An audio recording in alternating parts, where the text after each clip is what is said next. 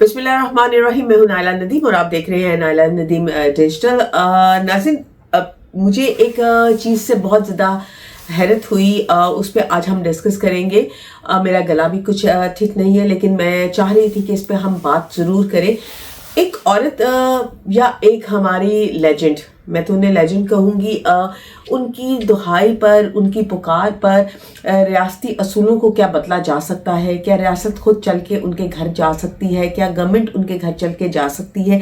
क्या social media की आज इतनी पावर हो गई है कि हम अगर सोशल मीडिया पर बैठ के एक चीज़ को वायरल करें तो वो चीज़ जो है उसके तमाम चीज़ों को बदल दिया जाए? तो ये रीत अच्छी भी है और बुरी भी है।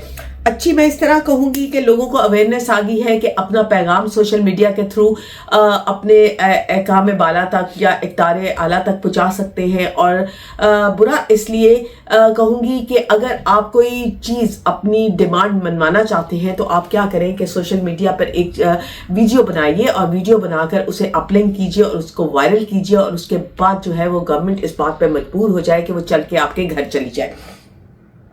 यकीनन आप सोच रहे होंगे कि मैं किस सिलसिले में बात कर रही हूँ। तो मैं बात करूंगी हमारी बड़ी ही लेजेंड किस्म की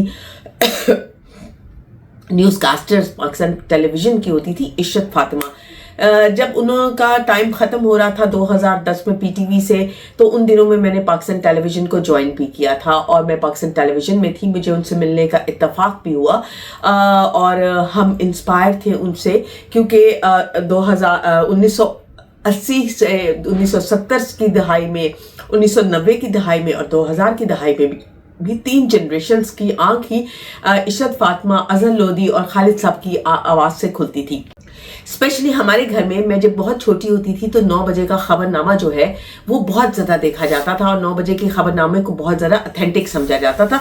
उस ऑथेंटिसिटी में सबसे ज़्यादा हाथ इशरत फातिमा और अजहर लोधी का होता था, जिनकी खूबसूरत आवाज़ जो है वो के अंदाज में वो जो है वो खबरें पढ़ी जाती थी।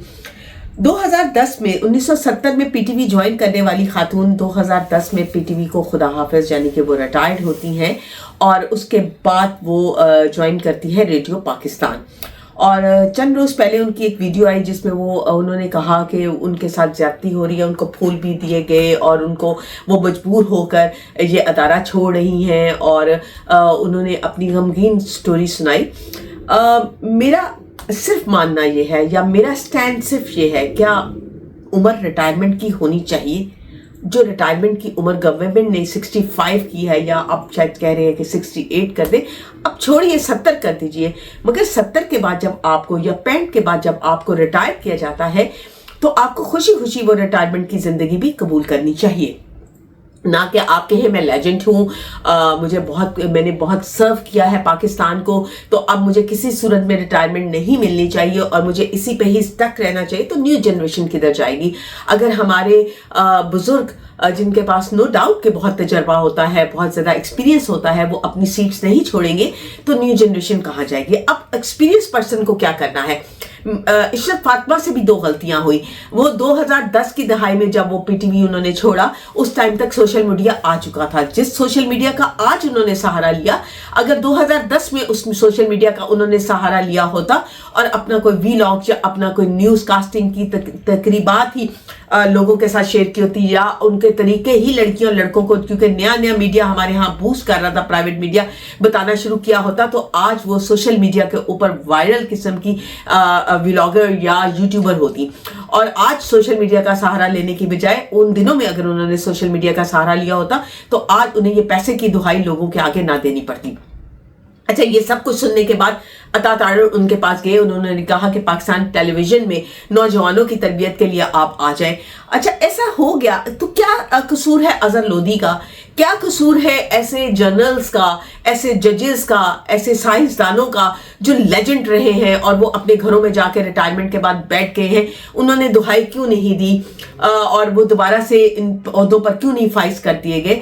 तो मुझे थोड़ा सा डिफ्रेंशिएट है। मैं इशरत फातिमा साहिबा की बहुत इज्जत करती और बहुत मेरी उनकी नज़र में हाइप थी, मगर इस वीडियो के बाद मैं थोड़ा सा इसको कंसीडर करती हूँ कि ये गलत है। इसी तरह किया था मेहंदी साहब, उनके बच्चों ने, मेहंदी हसन के बच्चों ने, कि उनको कज़ाफी स्टेडियम में चक्कर लगवाया व्हील चेयर्स के ऊपर पैसे इकट्ठे करने के हवाले से।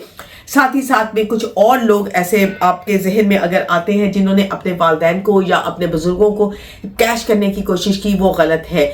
आप अपनी पीक लाइफ के अंदर, अपने गोल्डन पीरियड के अंदर क्यों अपना बिजनेस शुरू नहीं करते या अपनी साइड इनकम को मनी मैनेजमेंट, इसको कहते हैं मनी मैनेजमेंट, क्यों नहीं करते कि आपको रिटायरमेंट खुशी खुशी कबूल करना चाहिए। जिंदगी के दो फेस होते हैं, एक फेस वो जब आप वर्किंग शुरू करते हैं और वर्किंग के एंड तक, और दूसरा फेस वो जब आप अपनी रिटायरमेंट की जिंदगी को पुरवकार के तरीके से गुजारते हैं। आपको चाहिए कि अपनी कोई एकेडमी बनाएं, वहां पे बच्चों को तालीम दें, बच्चों को अपना दिया हुआ हुनर दे, ना कि आप अभी भी गवर्नमेंट के मेहमान बनना चाहें। आप क्या चाहते हैं कि आफ्ताब हयात जो है वो गवर्नमेंट के दामाद बन के रहे या गवर्नमेंट के मेहमान बन के रहे, आपको पेंशन्स भी दी जा रही हो और सैलरीज भी दी जा रही हो, तो क्या करेगी हमारी नई जनरेशन? हम सारी जिंदगी आप लोगों का बोझ उठाते रहेगी, हमारी कौम टैक्स के पैसों से आपको तनख्वाहें देते रहेगी, और हम नई जनरेशन जो है इस इंतजार में रहेंगे कि कब खुदा ना खास्ता इनको कुछ हो और फिर हमें हमारी बारी आए, क्योंकि जिंदगी में तो ये हमें बारी लेने देने वाले नहीं है, हमारी जान छोड़ने वाले नहीं है।